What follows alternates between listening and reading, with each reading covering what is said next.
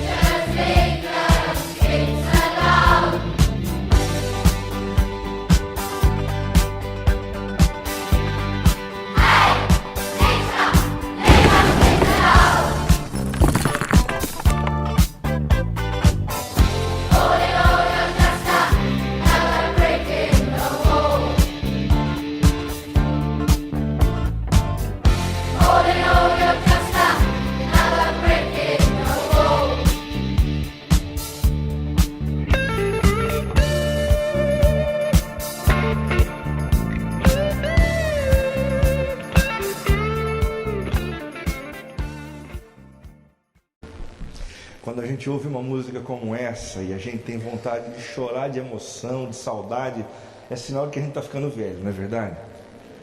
Quem mandou a gente gostar de rock desse jeito? Brincadeira. Para aqueles que são mais novos, o nome dessa música é Another Brick in the Wall, o maior sucesso da banda inglesa Pink Floyd, uma música que foi composta pelo Roger Waters, baixista da banda, no ano de 1979, exatamente no ano da queda do Muro de Berlim. E o objetivo desse compositor foi denunciar tudo quanto havia acontecido durante os 28 anos de opressão, de violência, nesse período em que o muro estava de pé.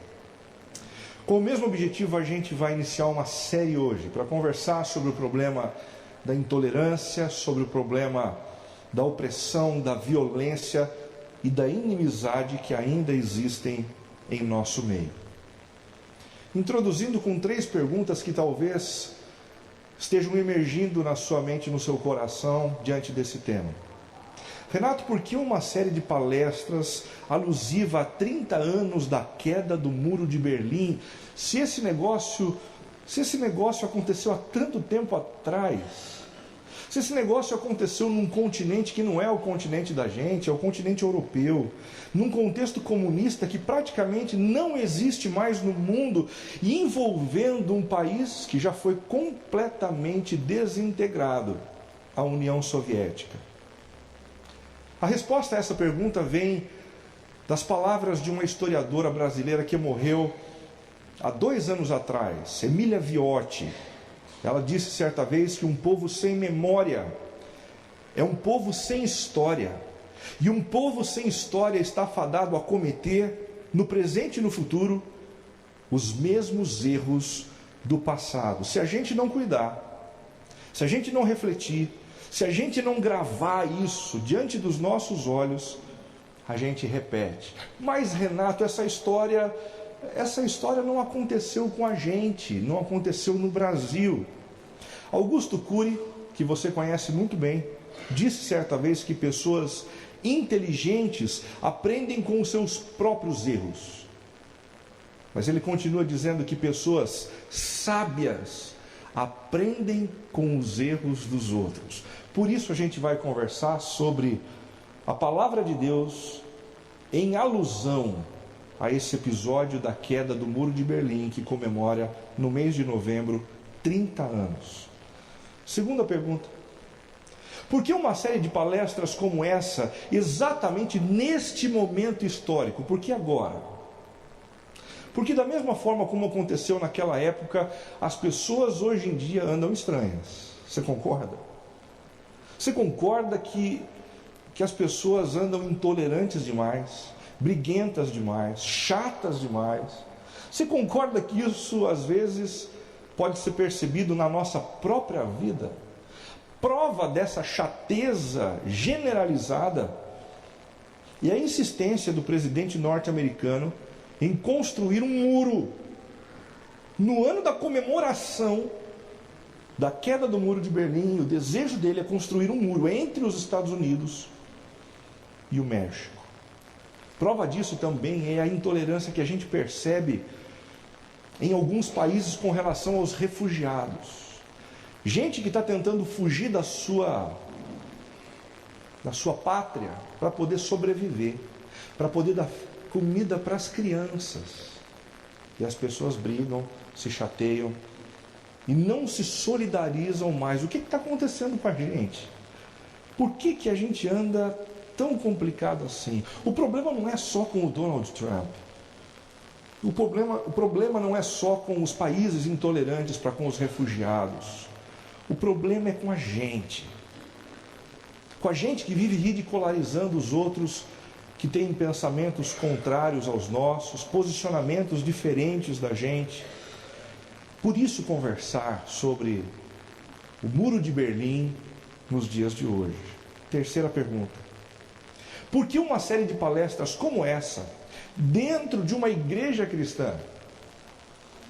A resposta também é muito simples. Porque nós não queremos apenas conhecer a história. Nós não queremos tampouco criticar os nazistas e as atrocidades que eles fizeram no passado, para que a gente possa se sentir melhor. Nossa, como nós somos melhores, né? Ainda bem que a gente não é comunista, ainda bem que a gente não é nazista, ainda bem que a gente não é adepto a algumas práticas atrozes. Nós queremos dar passos, sim, na direção da transformação do nosso coração, da nossa vida. E em João capítulo 15, o próprio Jesus diz para a gente que sem Ele nós não podemos fazer nada. Sem Ele nós não podemos ser um marido melhor, menos bruto. Sem Jesus nós não conseguimos, as nossas esposas não conseguem abandonar a ironia para com os seus maridos.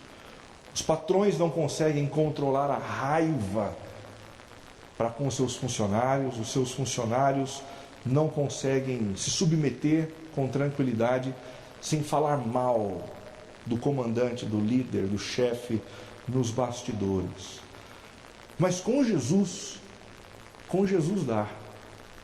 Quando a gente caminha com Jesus, Ele vai transferindo para o nosso coração as virtudes dele.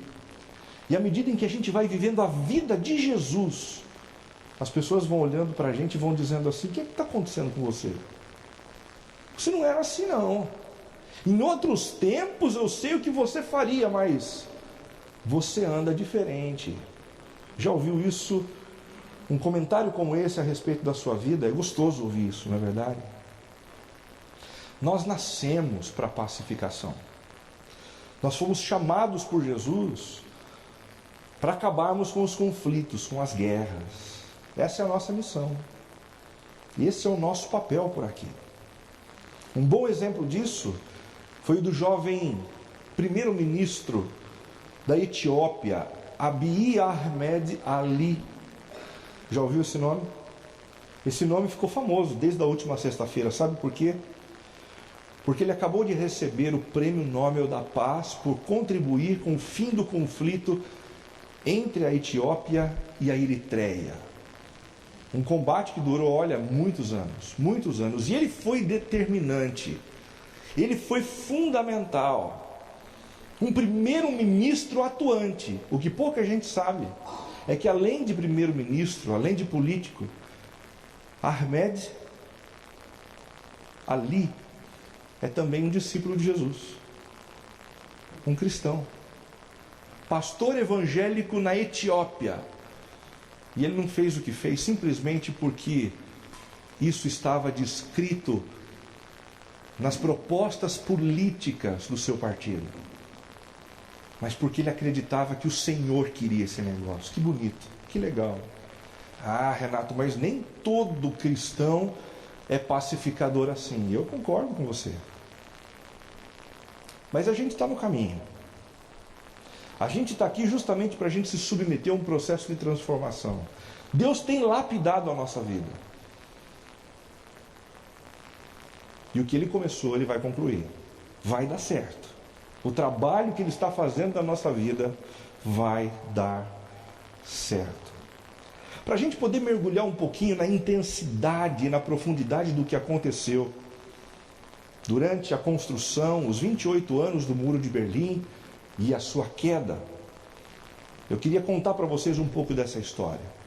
Após o fim da Segunda Guerra Mundial, a Alemanha foi imediatamente dividida entre os 4 países aliados que haviam vencido os exércitos de Hitler.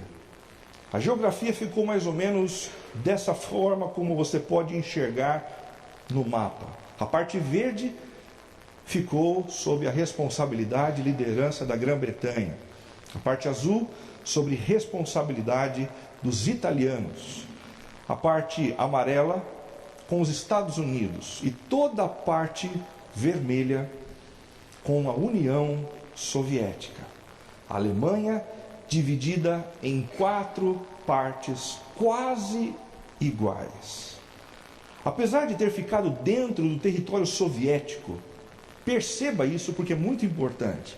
Apesar de ter ficado dentro do território soviético, Berlim também foi dividida em 4 partes, por ser uma cidade muito importante dentro do cenário mundial.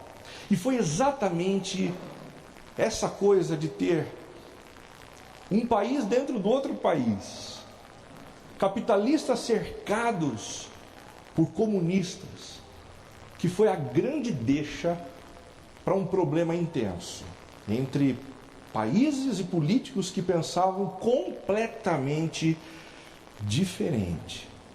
À medida em que Berlim Ocidental despontou economicamente, crescia com oportunidades de trabalho, oportunidade de um estilo de vida mais nobre, mais sustentável, um enorme movimento emigratório começou a esvaziar a Berlim Oriental. Os soviéticos, que estavam passando fome, que não tinham emprego, que não tinham como sustentar sua casa, pensaram assim: quer saber de uma coisa? Vamos abandonar o governo. Vamos cruzar a rua, porque ali do lado, com os capitalistas, a gente vai conseguir.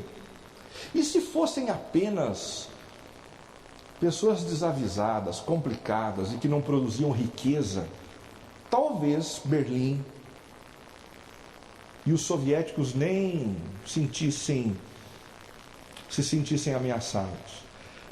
Mas eram médicos, engenheiros, empresários, administradores, gente pensante, professores, filósofos, todos migrando da parte oriental para a parte ocidental.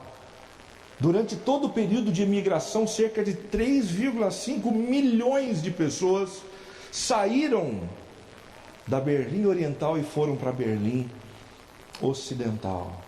Isso corresponde a cerca de 20% de toda a população. Daí foi inevitável. Daí surgiu a ideia radical entre os nazistas de levantar um muro que separasse a Berlim Ocidental da Berlim Oriental, evitando assim a total derrocada do lado soviético. Nesse mapa que você vê aí, no slide, você percebe uma faixa vermelha separando as 2 Berlins. E essa faixa vermelha representa exatamente o perímetro da construção do famoso Muro de Berlim. Isso aconteceu em 13 de agosto de 1961. Por volta da 1h da manhã, sem nenhum tipo de aviso prévio, os soldados comunistas cercaram toda a Berlim Ocidental. capitalistas impediram todo e qualquer tipo de trânsito. Ninguém entrava nem saía. Amigos deixaram de se encontrar. Famílias foram divididas. Profissionais perderam os seus trabalhos. E por 20 anos foi assim. Deixa eu mostrar para vocês algumas fotos da construção do Muro de Berlim. Essa primeira foto corresponde ao período inicial, ao primeiro cerco, constituído apenas por um arame farpado. Perceba que alguns alemães estão inclusive rindo, porque eles não têm ideia do que estava acontecendo diante dos seus olhos. Eles não tinham ideia de que o muro seria tão atroz, de que o muro demoraria tanto tempo e os separaria durante tanto tempo das pessoas tão queridas. A segunda foto é a imagem que mostra já o muro propriamente dito sendo construído com tijolos, com argamassa e muitos policiais para conter aqueles engraçadinhos que queriam continuar pulando o muro, saindo da Berlim Oriental e indo para o lado capitalista. A terceira imagem já é uma imagem do muro semi-pronto, numa altura mediana. Ainda era possível enxergar a cidade do outro lado, não mais ultrapassar. E grande parte da população já via com olhos de perigo o que estava acontecendo entre eles. Esta próxima foto é a foto de um muro sendo construído ao lado do primeiro muro, para aumentar ainda mais essa dificuldade dessa imigração. Tudo com muita violência, tudo sem nenhum pingo de sensibilidade. Essa imagem é sensacional. É a imagem da estrutura do Muro de Berlim no final, na parte conclusiva, quando ele se tornou a parte mais complicada de se romper. No estágio final, havia um muro de concreto. Na sequência, uma cerca elétrica. Depois, barreiras com estacas de aço. Depois, um corredor de areia fina que dificultava as pessoas de correrem de um lado para o outro. Neste corredor de areia, grupos de patrulha armada com cães de guarda passavam o tempo todo. Depois, um fosso que impedia totalmente a passagem de um lado para o outro. Como se não bastasse isso, uma pista iluminada para patrulha com carros militares, gente armada. Depois, uma cerca elétrica. E depois, mais um muro de concreto. Você imagina a tensão? Você imagina estar dentro de um país cercado por essa verdadeira muralha? A sensação certamente foi a sensação de estar vivendo dentro de um campo de concentração. Não posso mais sair. Não posso mais ver os meus parentes. Não posso me aventurar mais profissionalmente. Sentimento de angústia, de incompletude, de que a vida perdeu a própria liberdade. No dia 9 de novembro de 1989, graças a uma forte pressão popular, Egon Krenz, mandatário da Alemanha Oriental, anunciou a abertura da fronteira e o muro começou a ser destruído. E aí, alguns de nós já nos lembramos bem desse episódio. Alguns de nós assistimos isso na TV. Veja essa foto que bonita, o pessoal empurrando parte do muro. Nós conhecemos outras fotos que mostram pessoas com martelos na mão, tentando derrubar com a própria mão aquela grande fortaleza, como se algo interiormente também precisasse ser destruído com a força, com a violência que as pessoas infringiram contra aquele muro. O Muro de Berlim não existe mais. Mas infelizmente, 30 anos depois, ainda existem outros muros que precisam ser derrubados. São eles os muros da intolerância, os muros da opressão, os muros da violência e os muros da inimizade. E esses são exatamente os subtemas que a gente vai percorrer ao longo das próximas semanas. Hoje, o nosso desafio é conversar sobre os muros da intolerância. Você consegue perceber? Do teu lado, do meu lado, em meio aos nossos familiares, ambiente de trabalho, clube, partidas de futebol, intolerância, partidos políticos, conversas na esquina, gente que não aguenta o outro que pensa diferente. A intolerância anda generalizada do lado da gente. Intolerância social. Muitos de nós ainda temos grande dificuldade com quem vive numa classe diferente da nossa. Muitos pobres nutrem um ódio daqueles que têm mais riqueza, que têm um bom carro, que vivem num condomínio mais tranquilo, que podem fazer uma boa viagem, pelo menos 1 ou 2 vezes por ano, que podem comer em restaurantes caríssimos. Ódio, inveja, que raiva! Da mesma forma, isso acontece do outro lado. Quando pessoas bem-sucedidas têm dificuldade com os pobres. Têm dificuldade com aqueles que sempre precisam de ajuda do governo. Sempre precisam de algum tipo de exercício de misericórdia de quem trabalhou, de quem se esforçou, de quem foi responsável na administração dos seus próprios recursos. Há tanta intolerância social que é praticamente inevitável uma mulher como Madre Teresa de Calcutá não ser evidenciada. Essa semana ela foi beatificada, transformada numa santa para todos os católicos. Por quê? Porque amava os pobres. Amava os pobres como muitos de nós não conseguimos fazer. Intolerância racial. Ah, Renato, isso mudou demais. Se a gente olhar para os Estados Unidos, a coisa é pior por lá. Em alguns estados, é bem pior do que aqui. Certamente em outros países do mundo há mais intolerância racial. Mas você é capaz de dizer que isso não existe? Você é capaz de dizer que hoje somos todos iguais no nosso país? Definitivamente não. As oportunidades não são as mesmas para aqueles que têm cores diferentes. O pagamento não é o mesmo que se oferece para pessoas de etnias diferentes. Nós temos preconceitos, sim, temos intolerância. Também somos intolerantes no nosso comportamento. A gente é ótimo para pedir tolerância dos outros com relação às nossas mazelas, às nossas pisadas na bola, mas a gente é péssimo para oferecer isso para quem pisa na bola com a gente, para quem não corresponde na medida das nossas expectativas o que a gente aguarda delas.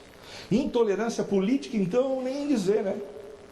Basta a gente abrir as redes sociais para a gente enxergar posicionamentos grotescos, vindos de ambos os lados de uma polarização, que faz gente de direita e gente de esquerda, gente burra, gente que perdeu a mansidão, de gente que perdeu de vista a missão de ser pacificador. Também a intolerância sexual. Como ainda existe intolerância sexual? Como ainda algumas pessoas têm dificuldade de conviver com o outro que faz uma opção diferente, que tem uma orientação sexual diferente. É possível que a gente não tenha os mesmos princípios que outras pessoas têm para fazerem as suas opções, mas daí a gente assumir uma postura de violência, daí a gente assumir uma postura de intolerância, de maldade, de desprezo. Isso é insano. Mais do que isso não é cristão. Definitivamente, isso não é cristão. E por último lugar, e não menos importante, a intolerância religiosa. Como as pessoas têm dificuldade de lidar com a religião do outro, com as crenças uns dos outros. Nós temos as nossas, isso é muito bom. Ter convicções é bom. Mas a gente não pode partir do pressuposto de que as nossas crenças e convicções nos dão o direito de oprimir, ridicularizar e desprezar aqueles que pensam de maneira diferente. Administre uma fé profunda, racional, inteligente. Exerça a liberdade de anunciar o nome de Jesus, a verdade que está nele, mas sempre, sempre, sempre com respeito, com tolerância, com o desejo de ouvir o que o outro também tem a dizer. Tiago capítulo 4 é o texto bíblico que a gente vai estudar hoje com vistas a reverter esse processo da intolerância dentro do coração da gente. O irmão de Jesus disse assim: de onde vêm as guerras e contendas, e intolerância, e maldade, e opressão, e violência, e inimizade que há entre vocês? Da onde esse negócio vem? Não vem das paixões que guerreiam dentro de vocês? Vocês cobiçam coisas e não as têm. Matam e invejam, mas não conseguem obter o que desejam. Vocês vivem a lutar e a fazer guerras. Não têm porque não pedem. Quando pedem, não recebem, pois pedem por motivos errados para gastarem seus prazeres. Adúlteros. Vocês não sabem que a amizade com o mundo é inimizade com Deus? Quem quer ser amigo do mundo, faz-se inimigo de Deus. Ou vocês acham que é sem razão que a Escritura diz que o Espírito que Ele fez habitar em nós tem fortes ciúmes? Mas Ele nos concede graça maior. Por isso diz a Escritura: Deus se opõe aos orgulhosos. Deus se opõe aos orgulhosos, mas concede graça aos humildes. Portanto, submetam-se a Deus, resistam ao diabo e ele fugirá de vocês. Aproximem-se de Deus e ele se aproximará de vocês. Pecadores, limpem as mãos. E vocês que têm a mente dividida, purifiquem o coração. Entristeçam-se, lamentem e chorem. Troquem o riso por lamento e a alegria por tristeza. Humilhem-se diante do Senhor e Ele os exaltará. Irmãos, não falem mal uns dos outros. Irmãos, não falem mal uns dos outros. Quem fala contra o seu irmão ou julga o seu irmão, fala contra a lei e a julga. Quando você julga a lei, não a está cumprindo, mas está se colocando como juiz. Apenas um legislador e juiz há: aquele que pode salvar e destruir. Mas quem é você para julgar o seu próximo? Mas quem somos nós para julgarmos o nosso próximo? Neste texto nós encontramos primeiramente algumas revelações que nos ajudam a entender a origem da intolerância. Onde é que esse negócio surge? O problema está onde? Em segundo lugar, nós encontramos aqui algumas atitudes que nos ajudam que nos ajudam a evitar conflitos desnecessários. Porque nem todo conflito é desnecessário. Às vezes o conflito é necessário e a gente precisa sim se posicionar. A gente precisa sim dizer a verdade. A gente precisa sim combater o bom combate. Mas diante de problemas e conflitos desnecessários, o que a gente precisa fazer é fugir. Como bons discípulos de Cristo, fugir. Quais são, primeiramente, as revelações sobre a origem da intolerância? Primeiramente, a intolerância tem origem nas paixões mesquinhas do coração humano. Vou repetir. A intolerância tem origem nas paixões mesquinhas do nosso coração, o coração humano. Tiago, irmão de Jesus, diz assim: de onde vêm as guerras e contendas, e intolerâncias e conflitos, e falta de docilidade e brutalidade? De onde vem isso entre vocês? Diante dessa pergunta retórica, alguns de nós temos vontade de responder precipitadamente, dizendo assim: vem da ineficiência dos nossos funcionários, vem do preciosismo do nosso patrão, vem dos defeitos da minha esposa, vem da família do meu marido, vem da crise financeira que não passa, vem do governo que não dá para lidar com esse governo. E perceba, a gente sempre faz questão de dizer que a origem da nossa intolerância está em algum lugar fora da gente. Fora. Quando a gente passa dos limites e a gente faz o que não deveria fazer, a gente se defende dizendo assim: olha, eu estava fora de mim. Aquilo não era eu. Pode até ter sido uma possessão, hein? Mas não era eu.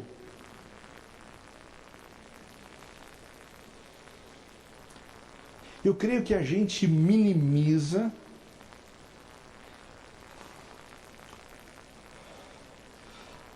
a maldade e subestima a maldade que existe dentro do nosso próprio coração.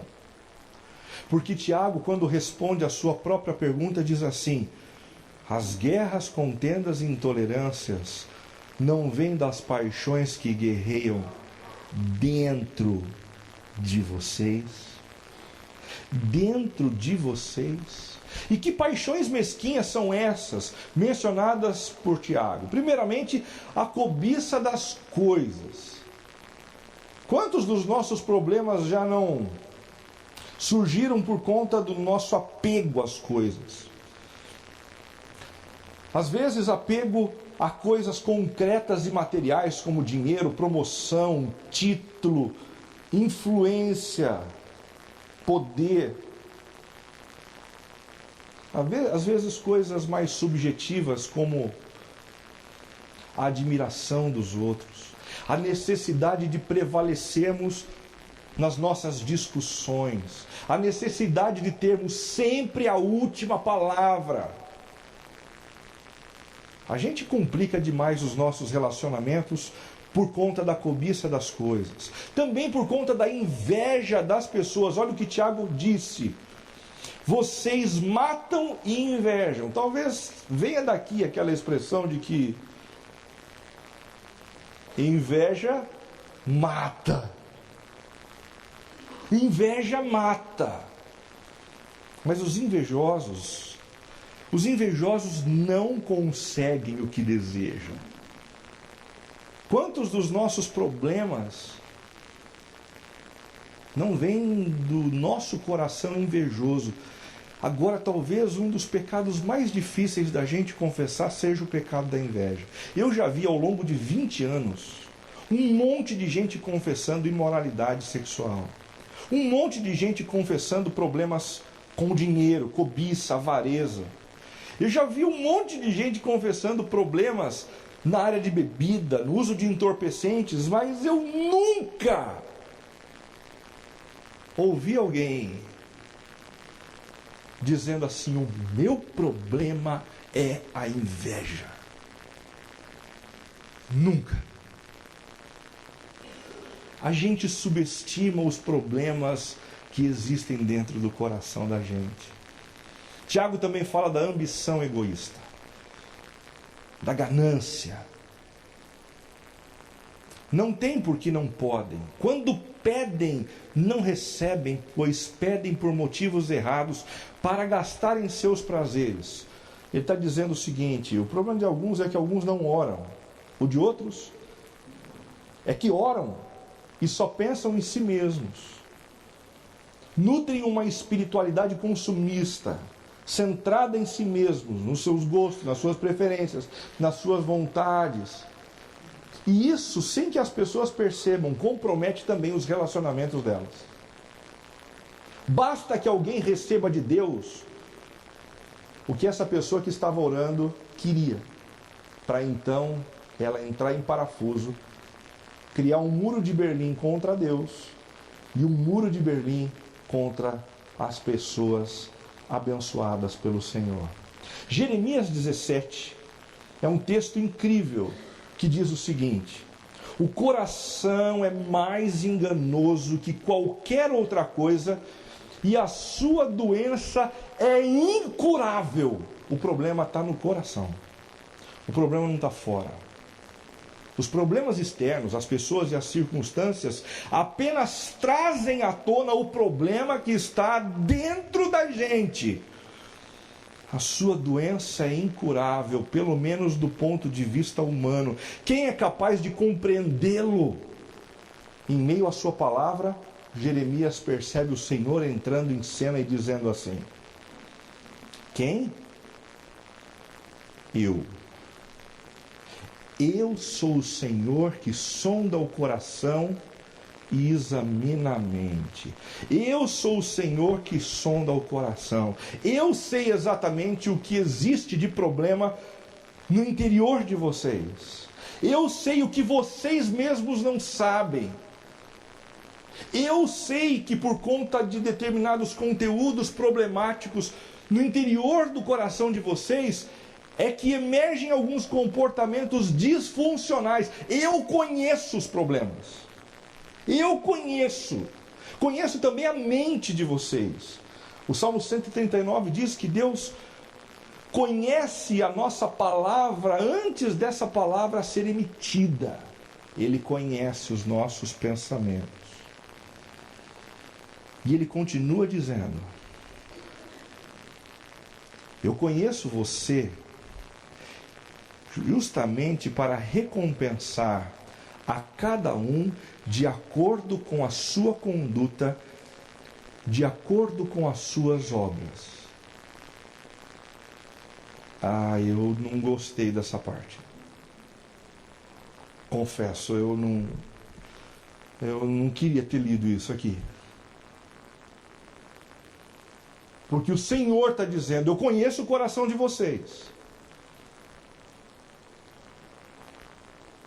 para poder recompensá-los de acordo com o que eu vejo dentro do coração de vocês. Eu não gostei dessa parte. Eu gostaria de tirar esse texto das Escrituras. Eu queria fazer isso. Não apenas eu. Acredito que também Jeremias queria fazer isso. Porque veja a sequência do texto. No versículo 13 ele diz assim: ó Senhor, esperança de Israel. Está cercando Lourenço. Todos que se afastarem de ti serão envergonhados, eu sei. Serão enterrados no pó da terra. O Senhor vai matar todo mundo, porque quem merece outra coisa? Ó Senhor, essa história vai ser diferente se o Senhor me curar. Essa história vai ser diferente se o Senhor me curar. Porque se o Senhor me curar, eu serei verdadeiramente curado. Se me salvares, serei verdadeiramente sábio. O salmista Jeremias percebeu o problema que existia no coração dele. O fato de que Deus estava para recompensá-lo justamente, e então clama: para que houvesse a intervenção do grande médico, o Deus Criador do universo, que tem o bisturi certo, que tem a precisão adequada, que faz as incisões mais perfeitas que alguém poderia fazer na nossa vida, a fim de nos curar. Nós precisamos de cura. Nós precisamos de salvação, porque o que há dentro do nosso coração não é bom. A segunda revelação sobre a origem da intolerância é que elas têm origem na inimizade estabelecida entre nós e Deus. Entre nós e Deus. Olha o versículo 4. Adúlteros, vocês não sabem que a amizade com o mundo é inimizade com Deus? Quem quer ser amigo do mundo faz-se inimigo de Deus. Aqui Tiago está dizendo que existe um probleminha sério. A nossa amizade com o mundo. E ele diz que essa amizade com o mundo gera uma inimizade para com Deus que mantém o nosso coração repleto de dolo, de violência, de maldade, de intolerância e de um bando de outras coisas ruins. A grande questão é, o que significa esse negócio de amizade com o mundo? Bom, biblicamente, essa expressão mundo é usada de diversas formas. Primeiramente, é usada em seu aspecto geográfico, como referência à criação de Deus, ao planeta, ao universo, toda a obra criada do Senhor. Será que Deus quer que a gente rompa com a amizade com o planeta Terra? Certamente que não. Certamente Ele não quer que a gente pegue uma nave espacial para viver no meio do caos, onde não existe absolutamente nada. Mas essa expressão mundo também pode ser usada, e é usada nas Escrituras, em relação ao seu aspecto cultural, como uma referência aos costumes humanos. Certamente existem costumes humanos que ofendem a Deus, mas nem todos. Nem sempre a cultura é ruim. Por exemplo, Jesus entrou na história e se envolveu com a cultura. Ele vestiu a roupa da cultura do seu tempo. Ele comeu da comida da cultura do seu tempo. Ele bebeu da bebida da cultura do seu tempo. Ele se expressou com a linguagem da cultura do seu tempo. Cultura não é necessariamente ruim. Por isso nós não precisamos nos afastar totalmente da cultura. Mas tem gente crente por aí, não conta para ninguém, mas que vive tentando fazer isso. Vive tentando viver num universo paralelo. Eu só compro roupa gospel. Eu só ouço música gospel. Pink Floyd? Não. Na igreja, então, Deus me livre. O termo mundo também tem um aspecto ético. Ético. Como uma referência expressa ao pecado. E é exatamente nesse aspecto, ou a esse aspecto, que Tiago se refere.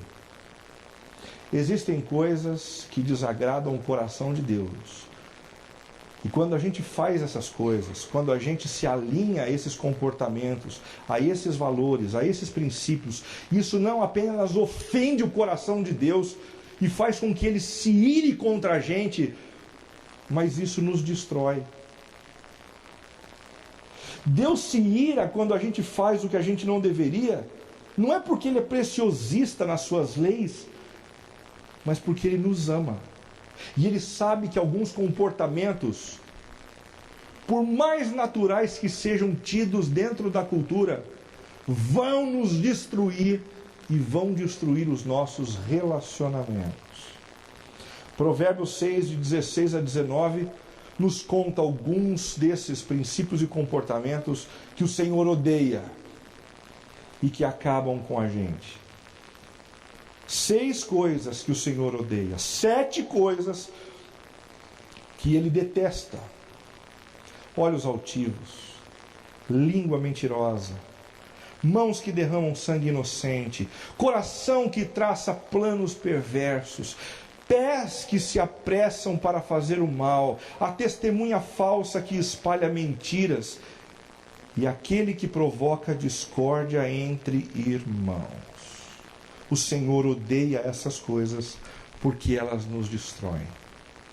Tiago também apresenta algumas atitudes que nos ajudam a evitar conflitos desnecessários. A primeira atitude é a submissão a Deus. Portanto, submetam-se a Deus. Submissão ao Senhor nos ajuda. Porque quem não se submete a Deus, quem não se coloca debaixo da missão do Senhor, quem não acredita na obra que Deus está fazendo na sua vida, não se submete a mais ninguém. A mais ninguém.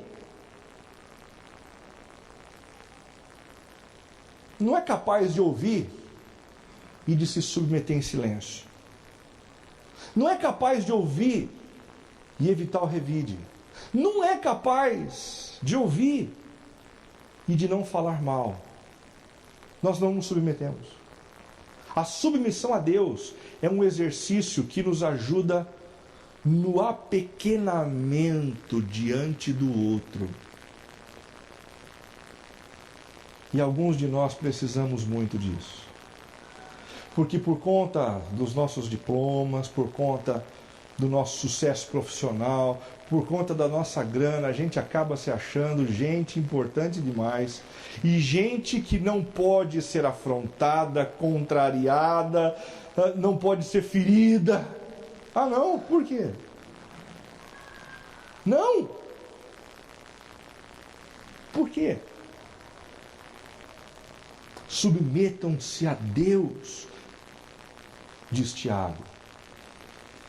Romanos 12:3 diz: por isso, pela graça que me foi dada, digo a vocês, ninguém tenha de si mesmo um conceito mais elevado do que deve ter.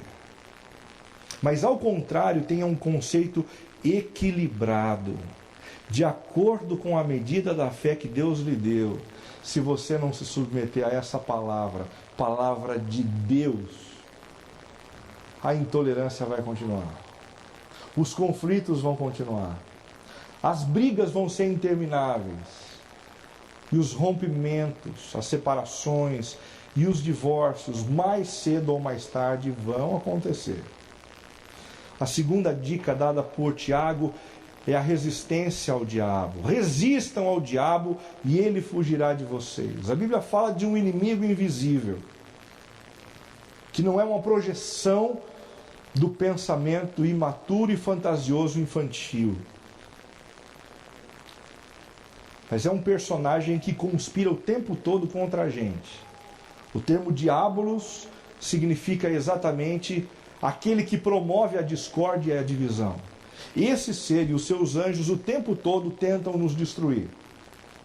Eles pegam a gente desprevenido, em situações de desequilíbrio, e eles ficam dizendo assim, no pé do nosso ouvido: você vai ficar quieto? Você vai levar desaforo para casa? Você não vai se posicionar?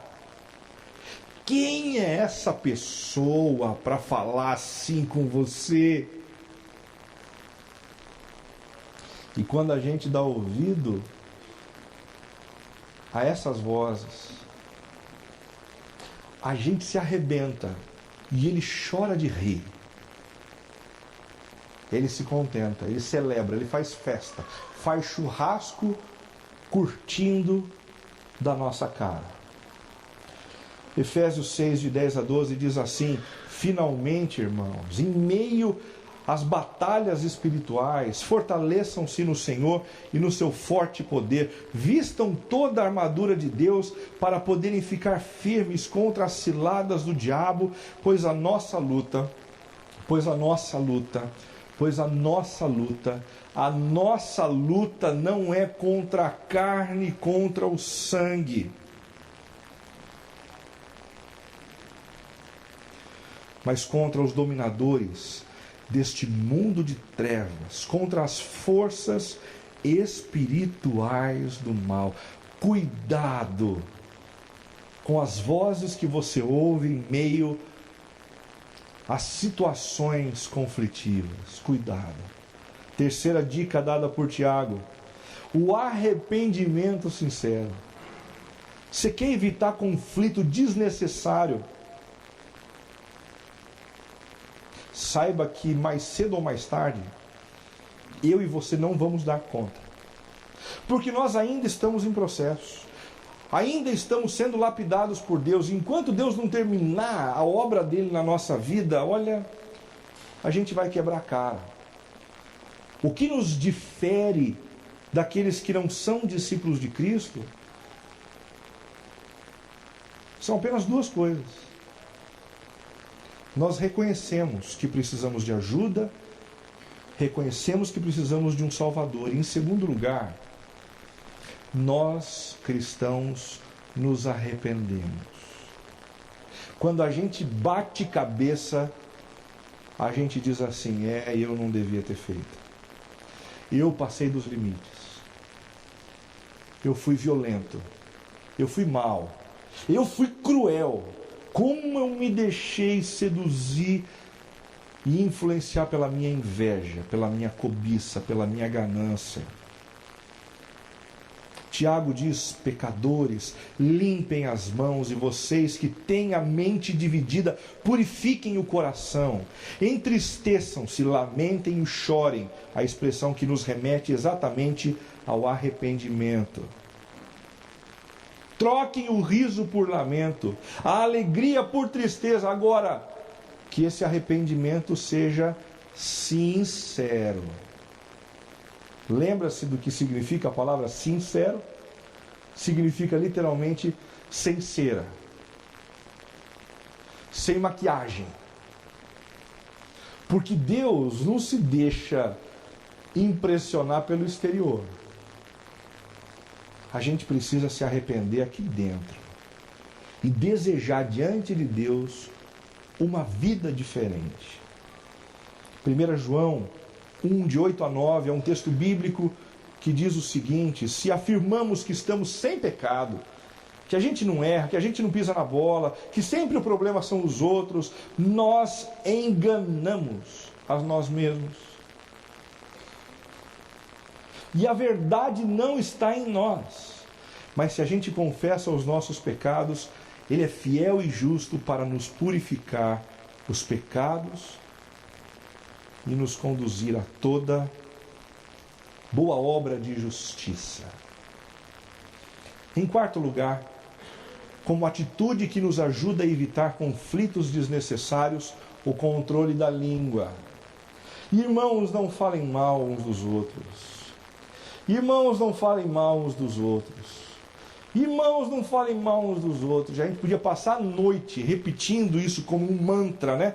Olhando para a parede como budistas, esperando esse negócio entrar no nosso coração, porque o raio de postura que a gente assume sem se dar conta. A gente é capaz de conversar sobre isso, e quando eu falo a gente, não estou falando de você, viu? Eu estou falando de mim. É capaz da gente ficar conversando sobre esse negócio e a gente desligar a parafernália, entrar do lado de lá para tomar um cafezinho e começar a falar mal dos outros. Automaticamente. A minha oração é para que o Espírito Santo de Deus nos acuse mais.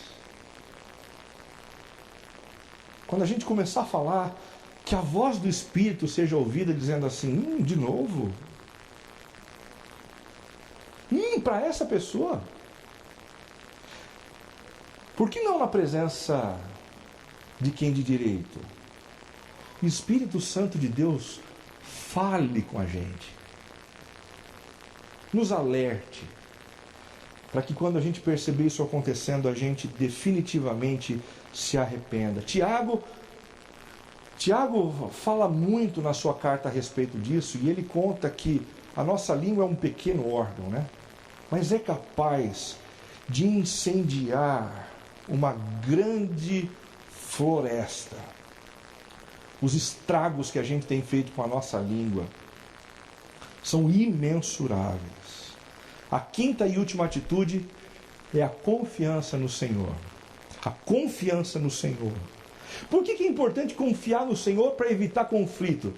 Porque às vezes a gente tem aquela sensação assim, de que se a gente se controlar, de que se a gente aguardar, se calar, não responder, nós seremos injustiçados. Os maus vão vencer. E a gente vai se dar mal. E ninguém vai perceber isso. E ninguém vai lutar por nós. Tiago está dizendo para a gente: humilhem-se, sim. Humilhem-se diante do Senhor. E Ele, no tempo certo, vai exaltar vocês. No tempo certo, Ele vai cuidar daquele que te feriu, daquele que te puxou o tapete. No tempo certo, o Senhor vai se manifestar. E os humildes serão exaltados.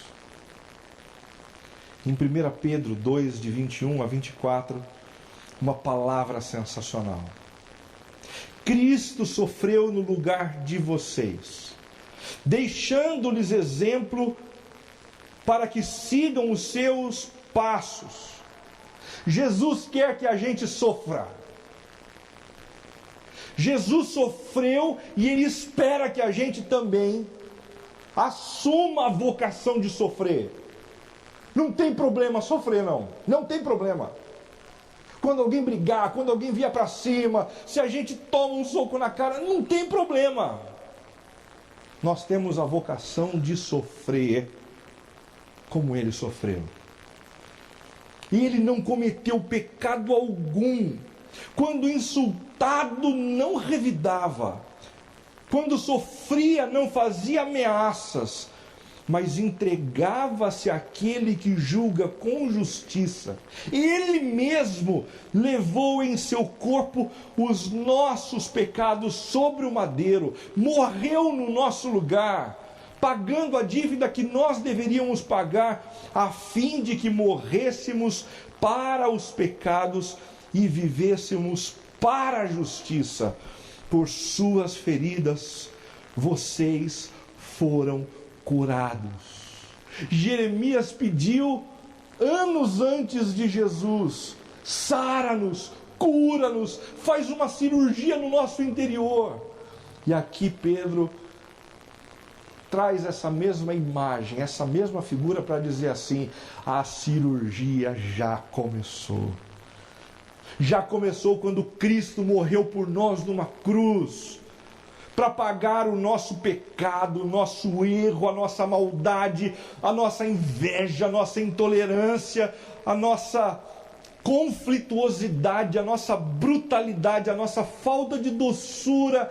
Ele pagou o preço e sobre nós foi dispensado o perdão gracioso do Senhor. E o mesmo cirurgião que morreu por nós numa cruz tem efetivado um trabalho na nossa vida.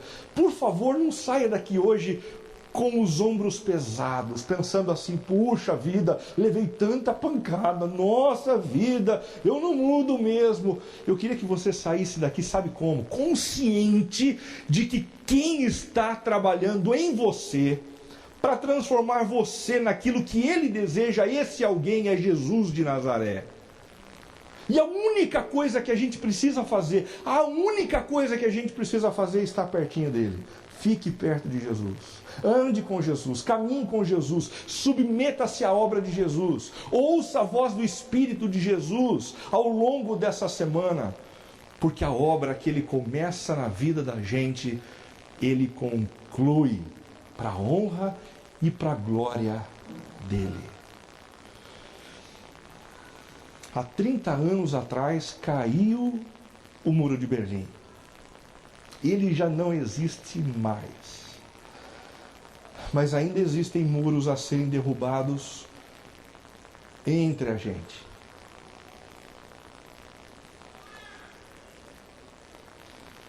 Que a gente se habilite diante do Senhor dizendo: eu quero, faz isso em mim, Senhor Jesus.